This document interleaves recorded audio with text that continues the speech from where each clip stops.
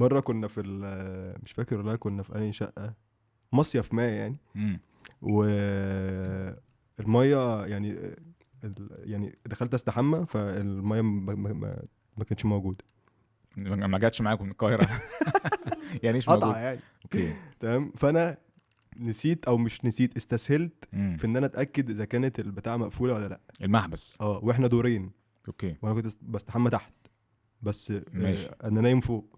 هل الاتجاهات دي هتفرق معاك جدا القصة؟ اوكي جدا، لان هي لو ماشي. كانت الميه اشتغلت مم. وانا جنبها كنت سمعتها. اه تمام.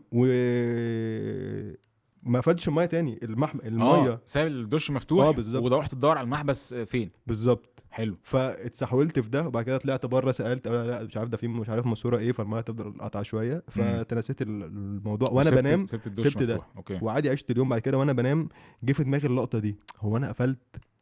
وانا عارف انت ايوه اللحظه دي. وفي الناس اللي بيبقى عندها اللي هو الوسواس القهري. اللي هو لا ترجع تاني، انا ما عنديش ده خالص بقى. يعني بس عندك السؤال، وانا قفلت لا مش مهم يعني. بالظبط كده. ورحت مكمل نوم. رحت مكمل نوم. قمت لقيت البحر عندنا في لقيتك نايم على وش الميه. لا انا فوق مش عايز بحاجه.